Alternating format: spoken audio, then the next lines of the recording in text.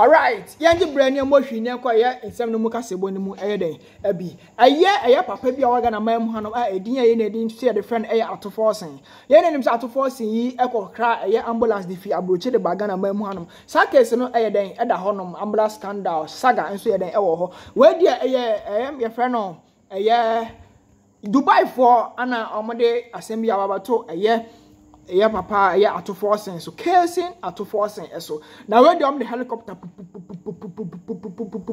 ade aba fa casing Ato Forson sent we dupi sika kese pa enya asem keto na wi aso be dupi nkofobia na Dubai for ana se Arab for we dey enya asem keto etese ato casing Ato Forson so pa abusia for yanji bre na kotie kasebo no mu sem no mu chemu no mu ebi every Arab for na kasa enum akasa ne esanso bra ansa na high kasa TV gibre subscribe na like na share mema rem so bomi odama no so ye debit man so benya bi ahwe enkasa TV kasa bo na duwe lost to the state big C the Ghana by him no because the contract was such that it should be a dealing between the finance ministry, the health ministry and the representative of big C in Ghana in any big C enti attorney general ebo case ni tugu ya na eye pending anopaya reliable sources from the New Crusading Guy newspaper that they betu that said Ato Forson afaka na city council akopie mu attorney general office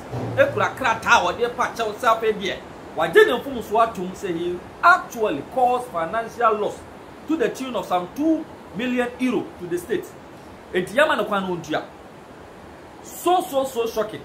The day year Bank of Ghana, the more dear Ben Addison should resign one in Yano. Say our fetch could day, I couldn't go for your water. Say your man of quine through an intervention. Attorney General Edeba Bonte say your prison say Yama until what is this intervention by a friend plea bargaining. Plea bargaining, you must say. Any part of what Jim Pons what we say why your bonnie.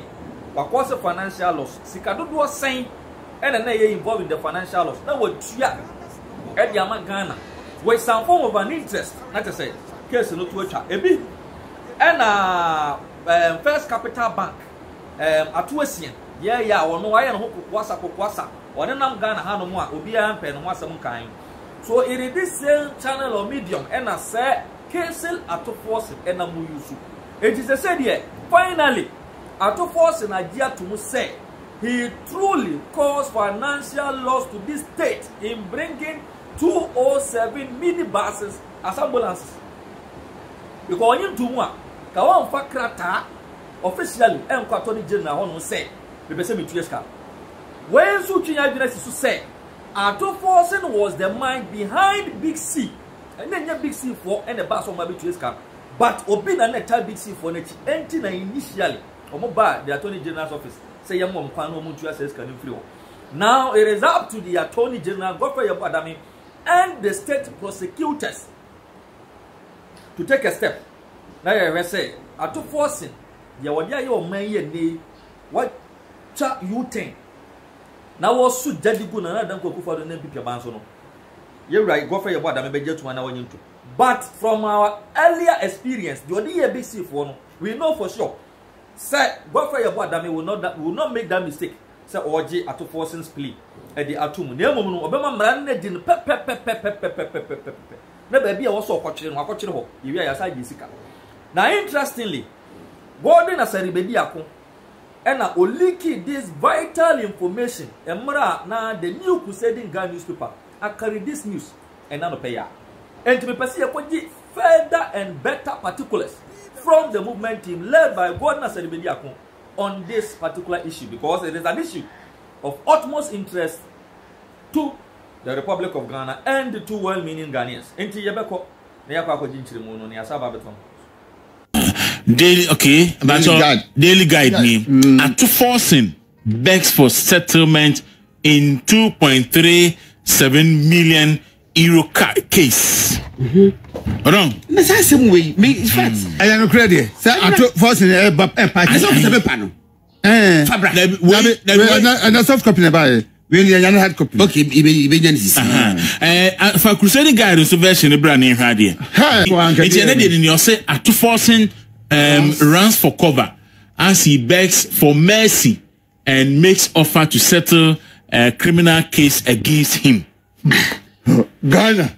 Sorry, I said Antipacho pastor nebra na yenhwe asemwa ne womua ne se ambulance case no aye ka so munkoto ambulance munkoto 207 at the buy no case you see for the first time no on my company no and be hu attorney general say on betu esika no enti attorney general enyai Ato Forson case na chidi na omo sika no betua na attorney general bi say ye de mark court enti sika na we enti sika be na be say otua obese obetua sika na say ma mo contract mate obese otua fine na mo untimi kan chere say ye continue case no because a criminal case a criminal case you untimi kan chere say we just say we no aka say be best onim ne enti asa story we very important very and then answer na Ato Forson lead demonstration at Bank of Ghana headquarters.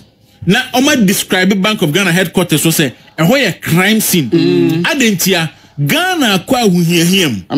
Ama for beye a year. Na teacher for enkwa adwuma so na etuomoka.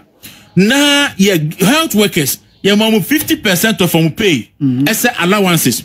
Ye bunso free, ye sokania free, ye such aduane, ye to ye airport nyina mu. And economy no a breakdown. Enti as Bank of Ghana echo beyond the threshold near the amount 5% of the previous year revenue no, and so go beyond that. And as Bank of Ghana echo beyond that.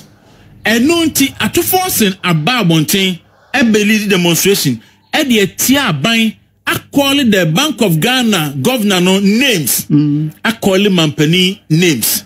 Na ene ama ayi sosu akeka ne nsemhunu aka so adi atema fan ho adi be no Ato Forson no ye de gina court say am man Ghana hwirisika on the yes settle no €1 no yes settle no out of court settlement oboakura what oboakura safero ajatum say am ya boka ana ukose settle out of court just what atum the minimum ni say asem no omuko fa chiri ka say 2.7 million euros no Abrante fene rich japa enka omu betu eska what you say na attorney general say company na they have to admit guilt answer mamunga say that me fie betu eska no enti me pedeli guy story na say the same story na bia omo sa akomo ni ma say chenchina omo say ye betu eska ne dia but the romi we nya me nwanwa sa o Abrante na Capital Bank. Only Ato Forson. Ato for number so my Ato. Madam for Ato graphic me watching. Ato graphic. Ato do that Ato da batim. What do I just? Me tell Ato ya ma channel page. What do you know? Ato me and you know be ento. Ento fu what it you. Oh. Me Ato Forson. Capital Bank.